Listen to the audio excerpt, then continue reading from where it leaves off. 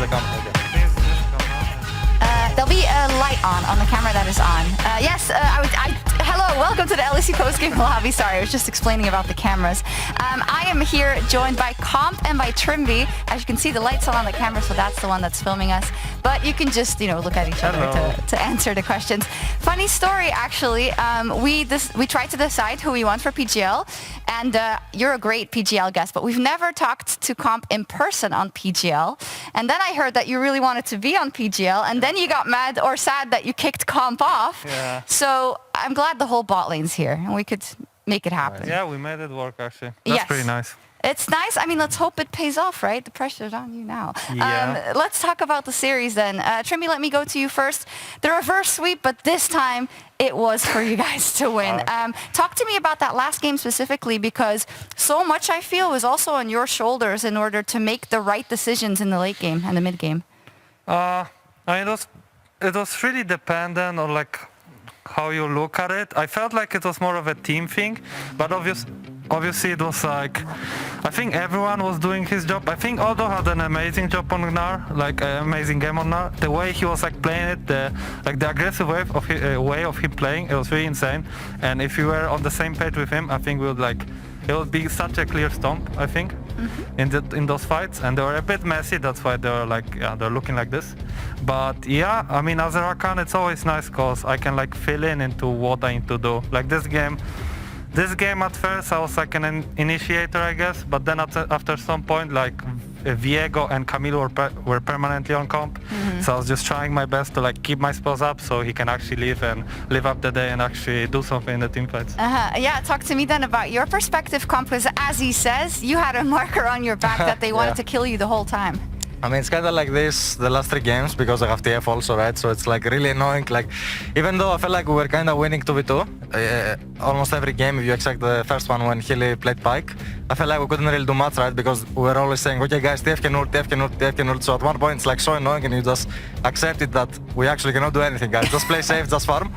But honestly, about the game 5, I felt like after the first dive on bot where it went 1-for-1 and I got the kill and they just died, I was like, okay, game is actually over. I felt like it was kind of a desperate play coming out of them and it didn't even work out in the end, right? So I just felt like the game would be as easy as the last ones. Okay, that's an interesting observation, and I think us who are watching this series from backstage, it also kind of seemed like it because you guys recovered so well in games 3 and 4, and we saw that you picked red side. It's the first time that a team has actually picked red side in the playoffs. Trymbi, how much do you think you did with your draft in game 3, game 4, and in game 5, and what were the most important things you did to shut down Fnatic?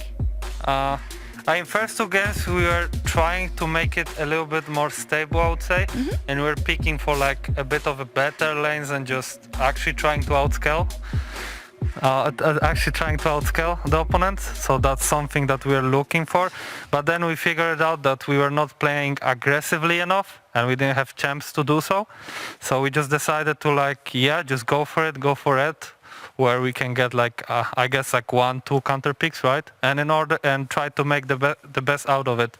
And yeah, it looked like it was the best we could get out of it, I guess. Yeah, do you agree? Do you have anything to add on that point? Yeah, I mean, to be honest, about the first game, even the second one, I feel like when we played Lulu bot especially, I feel like we're actually just by far the best team on playing range supports, and we pretty much got everyone on screens with the sums, right? So we just felt really confident.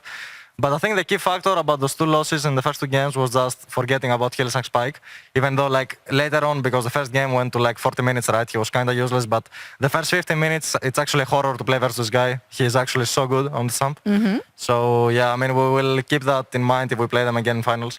I gotta say, I'm getting shades of a Greek bot laner that I knew from the past in interviews right now with how confident you're sounding, but I really love it. I want to know more about the bot lane matchup, right? Because you said you felt like you were in control besides maybe that early game in game 1. What do you think it is that makes you so equipped to deal with specifically the Healy upset bot lane? Well, I think it all comes down mostly to Adi. I think like his Simon Bull is bigger than Healy's, even though Healy plays those champs like Zilean, and in the past he was playing some Morgana and range supports. I feel like the most broken supports like right now, like Lulu and Yumi and all this stuff, I just don't see Healy playing them yet. But of course he can, right? I think he has the ability to play those champs, he's good enough. But it's like I feel like that's our advantage overall. We're like really flexible on both sides. And as I said, right, I think we're like overall really confident blind picking them, even though most people are not, right? So I think that's also a big advantage for laning phase because those Psalms can be very strong in lane and scale very well. Yeah, Adi, I wanted to ask you about that because we know how much you like to play. Can I call you Adi? Sorry. Yeah, sure, go for it. I would love to. Okay, how much you like to play the range supports, but the enchanter supports, you know, you'll go for the Lux when someone else won't, you'll go for the Lulu when someone else won't. And we were actually discussing in the first couple of drafts, specifically game one, that a Leona might have been better just because of the hard engage. That was kind of lacking in the comp. But it is true that this is something that others don't do. Why do you have so much faith in these types of supports, even though I feel like they make the game harder for you to play? Yeah, the game is a bit harder just because like enemy support technically can just go into no vision, right? Just stay there and try to like, I don't know, deal with my jungler, right? That's how I think Haley got like a couple of kills with Trash in game 2, right? He would like go into jungle and stuff, but I feel like if you play properly with vision, if you try to understand where exactly the guy can be, because you can kind of predict where he's gonna go. He cannot be, and third of all, he cannot be there all the time. At some point, an enemy AD carry will struggle, and that's kind of what was happening at some point, especially in the game 2. Like Trash was 2 level, like he was 1.5 level behind at some point during the laning phase, and Upset was struggling in the sense that he was not like 1 HP under tower, but we were able to constantly poke him and hit the tower. That at some point we got that tower, I believe. So it's like, also if you're able to actually play those lanes like early levels, because it's not like you're gonna stomp an opponents if you play, I don't know, range into melee matchup. It's not that simple. Sometimes it is. But yeah, when you like blind something like this, I'm not always happy. I think for example, first game I was also thinking about like Leona, but then it's like, I saw an enemy draft and I'm like, if I'm not gonna pick an enchanter, that actually helps my team in order to scale and maybe get onto them with like more range, more shields and stuff. I think the game is lost, even if I play Leona and try to look for like super carry fights and everything. Because even if we're gonna be a little bit ahead like this, I don't feel like my champ will contribute as much as the Lulu will in like later stages of the game. For instance, in game 1. Yeah, I think game 1 is a great example because even though you were behind, you felt like you were in that game the whole time. Like you felt like you could actually still win it, right? I still think Hilly did a little bit of a job to make us be in the state that we were, even though he was playing really well for Did you first then minute. think, oh, maybe I should pick up the Pike or something? I mean, I like to play Pike, but I never picked it up for like 3 years now, I feel like, and I'm just playing it in solo queue, so obviously it would be always nice to play the way he does and just do the stuff he does, but as you could see, even him sometimes, he does mistakes that are a little bit silly, but they're really easy to do on this champ. It's like incredibly hard to like not int on it on this champ, I feel like. So even though he did that, it's really insane that, you know, he's able to pick it up on this level and make it really look insane. Okay, and then Comp, maybe the final thing about the series for you. These are kind of the first games that you play on stage that are this important, that get to this momentum, like this game 5 for making it to the final. How comfortable did you kind of feel in the team, and how were the nerves? Because I think that's a safe question to ask when you get into this reverse sweep situation.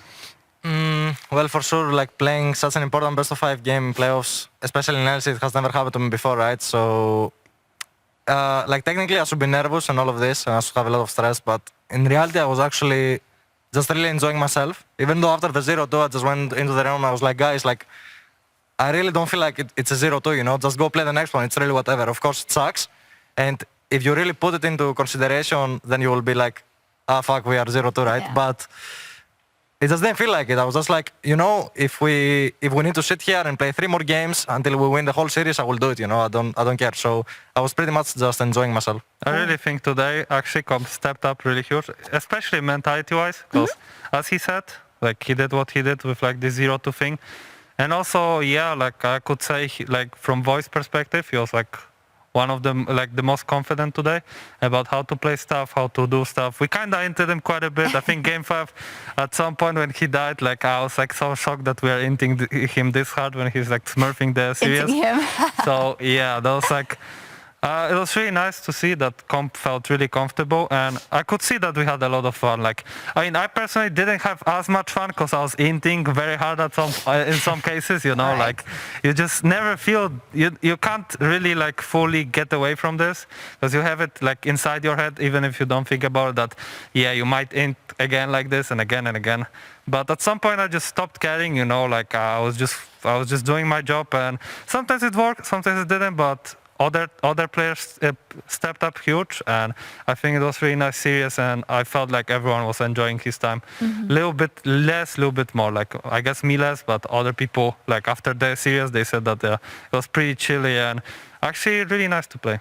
Yeah, I heard that we need to move on to. There's one more thing I want to ask you, because you said like, oh, I just like tried to not care after a while and just focus on the game. And I remember specifically because I saw you for a little bit last year, you know, after the finals, and I just saw how downtrodden you were. And it was crazy because this was such a hard moment for you, and still you took the time to be like, hey, thank you guys for everything, like everything. And that showed to me, you know, how good of a person you are and how committed you are to getting back on top. And you said, I'll be back. Like, how different do you step into these stressful situations and now into your second or in your third round of final? It also depends, because I think that final was like one of those series that I really enjoyed, even though we lost. Like, Yeah. I had so much fun, I had so much joy of just being there, and I appreciated it so much that I think the saddest part that I had for like 1 hour over there was that I actually couldn't like just handshake with Mad Lions after the games. That's why, like, COVID. as you said, after, like, backstage, after everything, like, I just give them fist bumps, obviously, and, like, just, told them that they did a really nice, like, it was a miracle, right? Like, a bit, Yeah. the way they did and everything, and I was pretty proud, I was happy for them, even though I was sad for myself, right? Like, I really appreciated that competitiveness that Good happened. guy, Trymbi. Good guy, Yeah, I Trymbi. guess, and it's not always like that. Sometimes I'm like, for example, last series, I think like after third game I was quite tilted. I'm not gonna be Who honest. wouldn't Like, it was crazy that at some point I just wanted to like unwind, you know, like try to make it as best as possible to actually make sure that I'm not like too stressed out, but. It really depends, because sometimes I feel like I'm very mature with it, but sometimes I get into those situations where I know that I shouldn't do that, but I'll still do that, even though I just because I feel like it. So Yeah. it's something that I still need to work on as a person, but you know, I'm like, I guess I'm in this case, I'm just in esports scene, right? Just playing computer games, so I'm not that mature as I should be. So I'm trying my best to like make it up, right? Not a lot of people could do what you do, Trymbi. Don't sell yourself short. But it's awesome to follow your journey. So you'll be moving on to the finals. We still have to crown the Kia player of the series. It is Malrang with 71% of the votes. Let's go. Let's go, indeed. Easy clap. I believe it was Malrang production. Was it Malrang, Trymbi, Odo? Who was it that was in the vote? It's okay. I would never get it anyway, so don't worry about it. Malrang, Larsen, Trymbi it was actually. But we Okay. can't put 5 in, which is so annoying.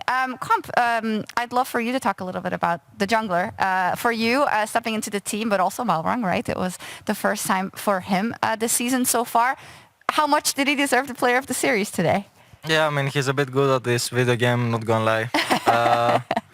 I mean, you know, pretty much I know every series is won when I see my jungler just having a nice tea of pitch every time before we travel and come to the studio. So I'm like, as long as we just give him a bottle of iced tea, I know like the series is completely over. Okay, I mean, because he says it out of context. Like currently, Malrang, like he doesn't drink coffee, he doesn't drink anything. The only thing he drinks is like this iced tea thing. I don't know, like this German version, and he says that it's the best energy drink that he can have. So we have some, yeah. it's something that he's abusing currently, because I could say he's abusing it quite a lot. So yeah, it's something that keeps him, I guess, ongoing. Yeah, Cats had the orange juice, so. I mean, Yeah. on a serious note though, about the Marlon Yeah. thing, I just think, I mean, overall, just so easy to play with this guy. It feels like, even though he plays for our team, he also knows exactly where enemy jungler is. Like, he sees their map perma, so it's like so easy for laners to play. And I think one of our strengths is actually our laning. I feel like everyone has been improving a lot on laning phase during the split. So yeah, having a jungler like that can just either do his job of just tracking enemy jungler and being like, okay, I will put a ping ward for you and some trinkets and you can play your lane and do your thing, or he can be this type of crazy guy that we saw on Hecarim perma-ganking, killing people. So this flexibility is like the best thing you can have, especially on a jungler role, because I just think you cannot have one-dimensional style, especially on this role, right? Because it's really easy for enemy team to figure out, and I feel like the level is overall like good, right? So people can like figure out if you play one-dimensional style and just basically counter you. So we overall have this flexibility both on picks and on playstyle. So it's like really easy, both for the draft but also the gameplay. Yeah, I think it really showed how you guys switched gears into game 3, right? Red side, new draft, boom, let's go. That means you're back in the finals. Let's take a look at the bracket. You're waiting there. Trymbi, you've done this before. Go. Yeah. Not this way, from the lower bracket. Not this way, indeed, from the lower bracket. So now we have the lower bracket, right? And the big discussion who you're going to face. So tell me, how does this lower bracket play out according to you? I mean, I don't know. I think that still Fnatic will win, like the whole thing, and they're gonna go to like finals. The whole thing? What do you mean? The whole thing of the lower bracket. Come on, guys. Korea, come on. We are talking currently about the lower bracket, so the whole thing of the lower bracket. Yeah. And I don't know, like I feel like G2 probably will win the Misfits game. I don't know. I just have a feeling. I don't know. I don't know what to expect from Misfits. Could be like honest. Because I think they're good, but last time when they played against us, they didn't really show it. So I'm not sure how they're gonna be prepared for G2. And G2 looked pretty strong. But on the other hand, you see Fnatic, and I feel like it's gonna be such a personal game between those two in a way that, yeah, I think Wunder had the same mentality as Perks, that he doesn't want to allow G2 players to actually get any finals and everything and like trophies. So I believe he'll try to step up to the words that he said. And yeah, I think we'll probably face again Wunder and their squad. That's what I feel like, but no, anything can happen. Like I don't know. It's just sometimes it's really about the day. If someone will play better, and it's also gonna be a bit of a different one due to like the crowd and everything. So we'll see how it goes. I don't really care who of them are gonna win. We need to win versus everybody, and now I feel like it's gonna be maybe even a bit easier versus Fnatic, just because of the fact that we actually showed them that we can actually win against them quite a bit. So Comp, who would you like to beat in the finals? I actually don't know. I mean, basically, you just want to win. what I want to say like about this is like, on the one hand, I feel like Fnatic are in logic the favorites, right? Even if they face G2 or Misfits. I mean, I suppose they will face G2, right? Even though I feel like Misfits had a pretty decent regular season. I mean, pretty good, honestly. I just don't see them winning against neither of these teams. But also, like, I mean, I saw like one of the hype LEC videos, and Wunder was saying like, I hope and I'm the one knocking out G2 completely. So now he has the opportunity thanks to us. But also, like, I actually think as long as G2 botlane steps up, G2 can actually have the opportunity to win. Because I feel like overall, especially in the Vitality series, even though like their botlane had some laning issues, they actually really showed off later in the game, like in teamfights especially. Flagged played a pretty decent series, I feel like, on Jinx. So yeah, as long as actually G2 managed to match Fnatic bot lane in a way, not win them right on anything, just match, like be even best, I actually see them winning, because I feel like Broken Blade has also been playing way better, and you never know how good Caps will be on the day, right? He can be the best player in the world, he can just be, whatever. Yeah, just be Caps sometimes, Yeah. So I honestly have a feeling that G2 will win. And then you'll play G2. Yeah. That's all. That's cool too, right? Yeah, that's something different, right? Something different. Yeah. I mean, I'm playing in the final. I'm happy whoever I play. Couldn't care less. I love it. Yeah. Okay. So as I'm gathering tomorrow, we do have G2 Esports versus Misfits. The feelings here is that G2 is going to take it. We will see, of course, what happens. I'm going to let these guys go because it's been a really long day. I'm just going to pull out my phone for the selfie. Oh, good. Thank you, by the way, that you both wanted to join PGL. I was very flattered. No problem. It's always a pleasure. Especially to have a talk after the series. Up? Yes, I think that'll be better. Then okay. Let's do this. I'm going to put my microphone away. Try and smile with your eyes. Oh, yeah, okay. And, okay. Lovely. Awesome. Thank you very much, guys. Wonderful stuff. That's all from us here for tonight and after that crazy reverse sweep. But over in the LCS, we've got their spring playoff starting tonight with a best of 5 between Cloud9 and 100 Thieves. Quick prediction. Cloud9, 100 Thieves. Cloud9? Cloud9? Cloud9. Cloud9. Okay, we'll see. We'll see you tomorrow for Misfits versus G2. Bye. Bye-bye. Thank you.